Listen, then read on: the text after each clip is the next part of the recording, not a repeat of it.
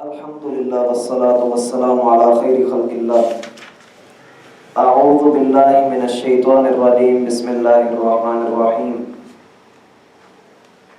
خالق کائنات کا فرمان ہے، البتہ یقیناً وہ لوگ کافر ہوئے جنہوں نے کہا کہ بے شک اللہ تیسرا ہے تین میں سے اور نہیں کوئی معبود مگر ایک معبود کے، اور اگر وہ نہ باز آئے اس سے جو وہ کہتے ہیں تو البتہ ضرور بالضرور ان لوگوں کو جنہوں نے کفر کیا ان میں سے دردناک عذاب ملے گا۔ کیا پھر وہ توبہ نہیں کرتے اللہ کی طرف اور نہیں وہ استغفار کرتے اس سے، اور اللہ بہت بخشنے والا نہایت رحم کرنے والا ہے۔ ان دو آیات کے اندر خالق کائنات نے اس فرقے کا ذکر کیا ہے جن لوگوں کا یہ عقیدہ تھا کہ نعوذ باللہ اللہ تین میں سے تیسرا ہے۔ یہ عقیدہ تثلیث یہ کب سے گڑھا گیا، اس کے متعلق ہمیں تاریخ کے اوراق کو پیچھے کی طرف پلٹنا پڑے گا،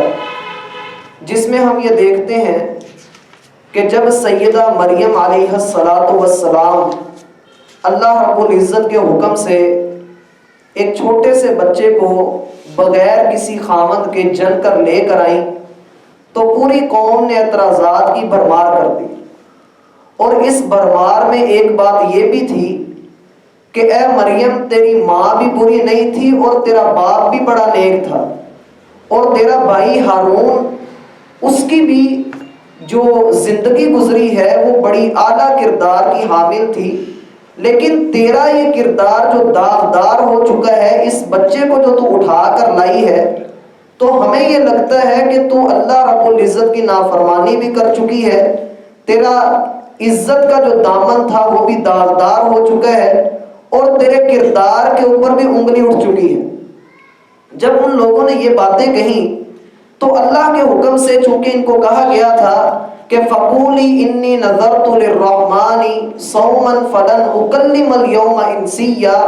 کہ اے مریم اگر کوئی شخص تجھ سے کلام کرتا ہے تو نے کہنا ہے کہ آج کے دن میں نے قسم کھائی ہے کہ میں نے کسی سے کلام نہیں کرنا، اور جب کلام نہیں کرنا اس بات کی لاج رکھتے ہوئے مریم علیہ السلام نے اپنی قوم کو کچھ بھی نہیں کہا، فَأَشَارَتْ إِلَيْهِ، اپنی قوم کو کچھ کہے بغیر انہوں نے اس بچے کی طرف اشارہ کر دیا، اور کیا کہا کہ یہ بچہ ہے۔ اشارت الیہ، جب اس بچے کی طرف اشارہ کیا تو لوگوں نے کہا کیف نکلم من کان فی المہد صبیا، ہم اس سے کیسے کلام کریں، اس بچے سے کیسے بات کریں، اس کو کیسے پرکھیں جو ابھی پنگھوڑے کے اندر ہے۔ تو اللہ رب العزت نے اس بچے کو بولنے کی طاقت دی۔ حدیث کے اندر آتا ہے کہ 3 بچوں کو اللہ رب العزت نے ان کے پنگھوڑے میں بولنے کی طاقت دی، ان میں سے ایک سیدنا عیسیٰ علیہ السلام بھی ہے۔ اس بچے نے کہا انی عبد اللہ، پہلی بات تو یہ ہے کہ میں اللہ کا بندہ ہوں، اور یہاں پر عیسائیت کی ساری بنیادیں ختم ہو جاتی ہیں جس میں وہ عیسیٰ کو یا تو اللہ قرار دیتے ہیں، یا عیسیٰ کو 3 میں سے تیسرا، یا 3 میں اللہ رب العزت کے ساتھ عیسیٰ کو بھی کھڑا کرتے ہیں، یا وہ عیسیٰ علیہ السلام کو اللہ کا بیٹا قرار دیتے ہیں۔ ان تینوں فرقوں کی بنیادیں یہاں پر اللہ رب العزت ختم کر دیتے ہیں، ان کی کوئی بنیاد نہیں رہتی، جس کے متعلق ہم نے پیچھے پڑھا ہے کہ لستم علی شیء حتی تقیموا التوراۃ والانجیل، تم لوگ کسی چیز پر قائم رہ ہی نہیں سکتے اور تمہاری کوئی بنیادی حیثیت ہو ہی نہیں سکتی جب تک تم لوگ تورات کو اور انجیل کو قائم کرنے والے نہ بن جاؤ۔ اور یہاں سے آگے چلتے ہوئے جب عیسیٰ علیہ السلام نے یہ کہا کہ انی عبد اللہ، میں اللہ کا بندہ ہوں، آتانی الکتاب وجعلنی نبیا، مجھے اس رب نے کتاب بھی دی ہے اور انجیل کے ساتھ ساتھ اللہ رب العزت نے مجھے نبوت کے منصب کے اوپر سرفراز بھی کیا ہے، وجعلنی مبارکا اینما کنت، میں کسی بھی جگہ پر ہوں گا اللہ رب العزت نے مجھے مبارک بنایا ہے، وَأَوْصَانِي بِالصَّلَاةِ وَالزَّكَاةِ مَا دُمْتُ حیا، جب تک میری رگوں میں خون دوڑتا ہے، جب تک میری زندگی ہے، اللہ رب العزت نے یہ حکم دیا ہے کہ میں نماز کی وصیت بھی کرتا رہوں، زکوٰۃ دینے کا حکم بھی دیتا رہوں، وَبَرًّا بِوَالِدَتِي وَلَمْ يَجْعَلْنِي جَبَّارًا شَقِيًّا، اپنے والدین کے ساتھ، اپنی والدہ کے ساتھ میں اچھا سلوک کرنے والا بنوں، اور اس نے مجھے کوئی سخت گیر بنا کر نہیں بھیجا۔ وَالسَّلَامُ عَلَيَّ يَوْمَ وُلِدتُّ وَيَوْمَ أَمُوتُ وَيَوْمَ أُبْعَثُ حَيًّا، اور میرے اوپر اللہ کی طرف سے سلامتیاں ہیں جس دن میں پیدا کیا گیا ہوں، جس دن میں مارا جاؤں گا، اور جس دن دوبارہ کھڑا کیا جاؤں گا۔ اس بات کے بعد اللہ فرماتے ہیں ذَلِكَ عِيسَى بن مریم، یہ عیسیٰ بن مریم ہے، اس کی اصلی حیثیت یہ ہے کہ یہ اللہ کا بندہ ہے، اللہ کا بھیجا ہوا پیغمبر ہے، اور اس کی اتباع کرنے کا عیسائیوں کو حکم دیا گیا تھا۔ جنہوں نے اس کی اتباع کر لی وہ تو کامیاب ٹھہرے، لیکن جنہوں نے اس کی اتباع نہ کی وہ لوگ گمراہی کے راستے کے اوپر چل پڑے، اور ان میں سے ایک فرقہ ہمارے سامنے ہے جن کو ہم ملکائیہ کے نام سے جانتے ہیں۔ انہوں نے کہا کہ لقد کفر الذین قالوا ان اللہ ثالث ثلاثہ، اللہ تین میں سے تیسرا ہے۔ یہ عقیدہ تثلیث کیا ہے؟ عقیدہ تثلیث کے دو گروہ ہمارے سامنے ہیں۔ ایک وہ گروہ ہے جو یہ کہتا ہے کہ جی عیسیٰ، مریم اور روح القدس، جس کو ہم God for Father, God for Mother اور گوڈ آف ہولی اسپرٹ کے نام سے جانتے ہیں، یا یعقوبیہ کا جو ہم نے کل پڑھا تھا جس میں یہ کہہ رہے تھے کہ اللہ رب العزت نعوذ باللہ عیسیٰ میں حلول کر گیا اور عیسیٰ اور اللہ ایک چیز ہو گئی۔ کل ہم نے اس کے متعلق پڑھا تھا۔ آج جس کے متعلق ہم پڑھ رہے ہیں یہ کہتے ہیں کہ ہاں اللہ ہے، اللہ الگ چیز ہے، لیکن عیسیٰ بھی اس کے ساتھ ہے، مریم بھی اس کے ساتھ ہے۔ ایک تو یہ عقیدہ ہے۔ دوسرا یہ عقیدہ ہے کہ مریم علیہ السلام کو درمیان سے نکال دیا جاتا ہے اور کہا جاتا ہے کہ اللہ، روح القدس اور ساتھ میں عیسیٰ علیہ السلام، یہ تینوں ایک تکوینی نظام کے اندر عقیدہ تثلیث میں آتے ہیں۔ اللہ تین میں سے تیسرا ہے۔ کیا ہے؟ اللہ تین میں سے تیسرا ہے۔ مراد یہ ہے کہ اللہ رب العزت کو سب سے آخر پر رکھا ہے، اور نعوذ باللہ عیسیٰ علیہ السلام کو بھی اللہ بنا دیا۔ اللہ فرماتے ہیں ایسے لوگوں نے کفر کیا۔ یہ تو تھی عیسائیت کی حالت۔ اللہ رب العزت نے جب اس چیز کو بیان کیا ہے تو ایک نظر اگر ہم اپنے معاشرے پر دوڑائیں تو ہم دیکھتے ہیں کہ معاشرے کے اندر کبھی کسی کار کے پیچھے، کسی گھر کے اندر، یا کسی جو مسحری وغیرہ لگائی ہوتی ہے یا سندری لگائی ہوتی ہے، اس کے اندر بھی کچھ اس طرح سے اللہ کا نام لکھا ہوتا ہے کہ سب سے پہلے لکھا ہوتا ہے فاطمہ، پھر علی، پھر حسن، سب سے پہلے لکھا ہوتا ہے محمد، پھر اس کے بعد آتا ہے فاطمہ، پھر علی، پھر حسن اور پھر حسین، اور ان پانچوں کو ملا کر کیا بنایا ہوتا ہے؟ لفظ اللہ۔ تو عقیدہ مسلمانوں کے اندر کس چیز کا ڈالا جا رہا ہے کہ عقیدہ عیسائیوں کے اندر تو تھا کہ تین ملا کر ایک اللہ بنتا ہے، یا اللہ تین میں سے تیسرا ہے، یا ان تینوں کو ملائیں تو دنیا کا نظام چلتا ہے۔ اور ہمارا آج کا مسلمان یہ کہتا ہے کہ محمد ہو، فاطمہ ہو، علی ہو، حسن و حسین ہو، جب یہ پانچ ہوں، یہ پانچ تن پاک ہوں، تب دنیا کا نظام چلتا ہے۔ نعوذ باللہ من ذالک۔ اس طرح کا عقیدہ گڑھ لینا جس کے بارے میں رسول اللہ صلی اللہ علیہ وسلم نے ارشاد فرمایا تھا، یا فاطمہ بنت محمد سلینی ما شئت من مالی لا اغنی عنک من اللہ شیئا، اے فاطمہ بنت محمد میرے مال میں سے دنیا کی کسی نعمت کا سوال کرنا ہے وہ کر لو، کل قیامت کے دن میں تیرے کسی کام نہیں آ سکوں گا۔ جب اللہ ایک ہے، وحدہ لا شریک ہے، وہ یکتا ہے، اور اللہ رب العزت نے آگے ارشاد فرمایا وَمَا مِنْ إِلَٰهٍ إِلَّا وَاحِدٌ، اللہ رب العزت کے علاوہ اور کوئی الہ ہو ہی نہیں سکتا۔ کیا زمین و آسمان کے اندر اگر دو الہ ہوتے، اللہ رب العزت فرماتے ہیں لَوْ كَانَ فِيهِمَا آلِهَةٌ فِي الْأَرْضِ لَفَسَدَتَا، اگر زمین و آسمان کو چلانے والے دو الہ ہوتے تو زمین اور آسمان کا سارا نظام درہم برہم ہو جاتا۔ جب یہ نظام دو بندوں کے آنے سے، دو ذاتوں کے آنے سے درہم برہم ہو رہا ہے، تو کیا ان پانچ بندوں کو، جو پانچ ہستیاں جن کا اللہ رب العزت نے بہت بڑا مقام اور مرتبہ رکھا ہے، ہم ان کے پاؤں کی خاک کے برابر بھی نہیں ہیں، وہ اولیاء اللہ ہیں، وہ اللہ رب رب العزت کے رسول ہیں اور اللہ رب العزت کی زمین پر سب سے سچے نبی ہیں، اور فاطمہ جو جنتی عورتوں کی سردار ہیں، حسن و حسین جو جنتی جوانوں کے سردار ہیں، اور علی رضی اللہ عنہ ہمارے خلیفہ ہیں، امیر المومنین ہیں، ہمیں ان کے مقام اور مرتبے سے انکار نہیں ہے، لیکن ان سے اگر ہم اپنا تمسک اختیار کرتے ہیں تو صرف اس وجہ سے کہ وہ دیندار تھے، اللہ رب العزت کے آگے سر جھکانے والے تھے۔ اگر ایسا ہی تھا تو پھر رسول اللہ صلی اللہ علیہ وسلم نے ساری زندگی مسجد میں نمازیں کیوں پڑھائیں؟ اگر ایسا ہی تھا تو اللہ کے رسول صلی اللہ علیہ وسلم نے توحید کا اتنا پرچار کیوں کیا؟ کیوں آپ علیہ السلام نے مدینہ سے مکہ سے ہجرت کر کے مدینہ میں آ کر ایک اسلامی اسٹیٹ کو قائم کیا؟ صرف اس وجہ سے کہ توحید نہیں تھی، اور جب توحید کو قائم کر لیا گیا، پورے مکہ سے ٹکر لی، بدر کا مارکا ہم دیکھتے ہیں، احد کا مارکا دیکھتے ہیں، اور کتنے ہی ایسے مارکے، تقریباً 17 غزوات اس بنیاد پر لڑے گئے کہ اللہ ایک ہے، اللہ وحدہ لا شریک ہے۔ جب تک اس کی وحدانیت کو، اس کی یکتانیت کو اور اس کے یکتا ہونے کو تسلیم نہیں کیا جائے گا، تب تک تم ہمارے کچھ نہیں لگتے۔ اور صحیح بخاری کی روایت ہے،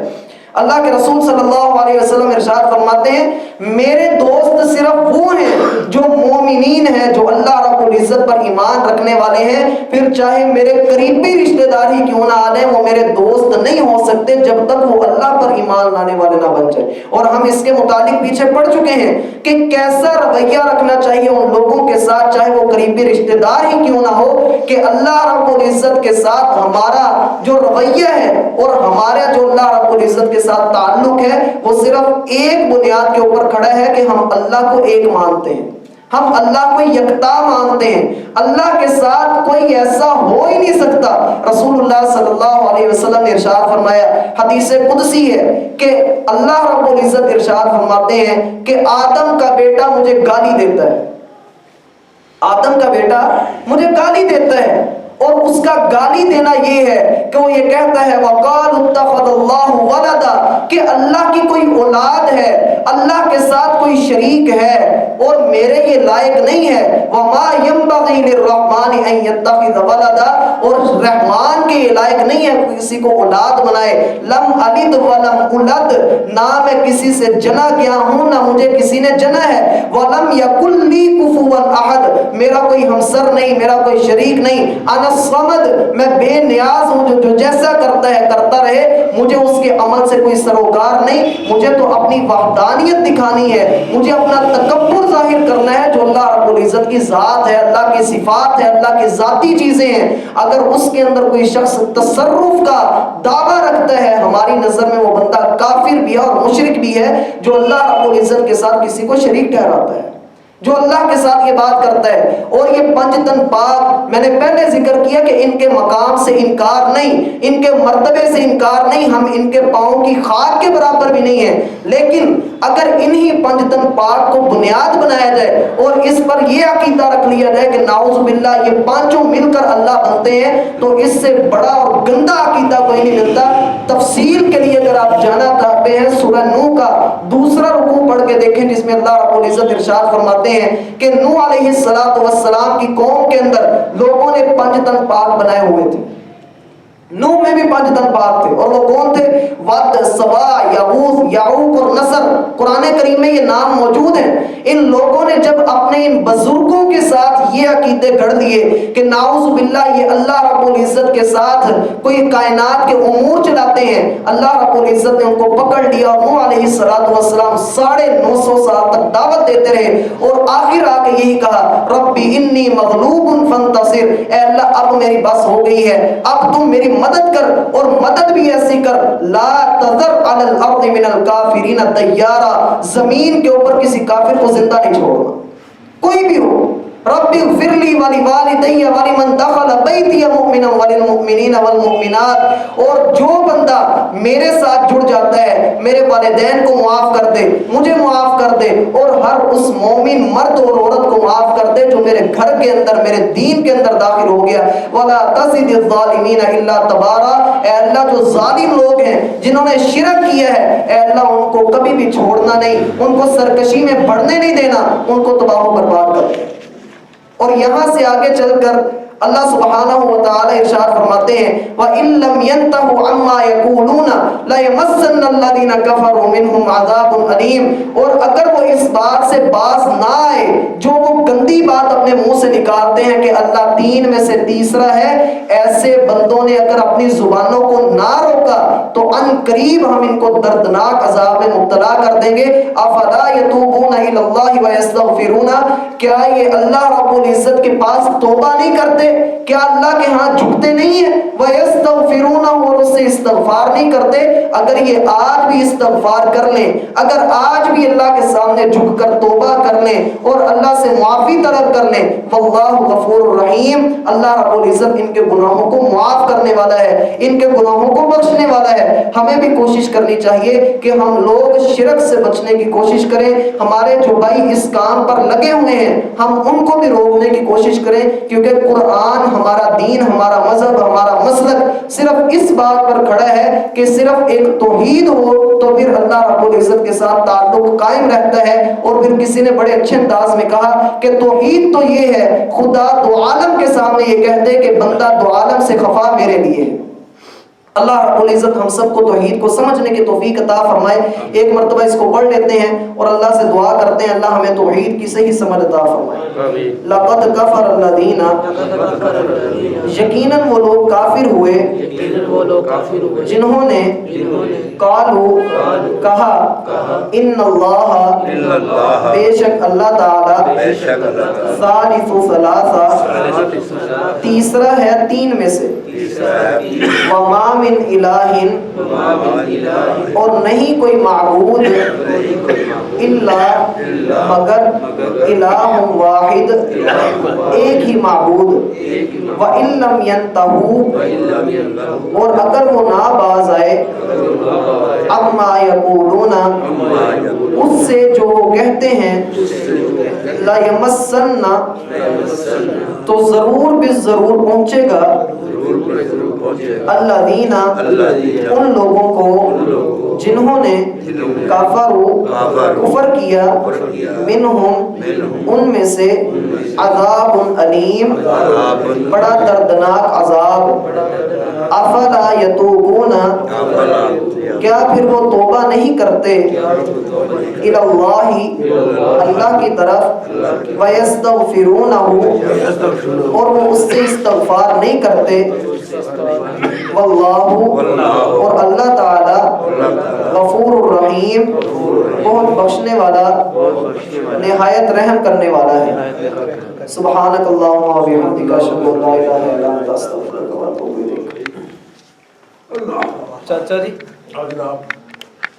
جرمانہ تسی دینا تے ہے نہیں، ویسے پیندا ہے تو کلاس چ بہن دا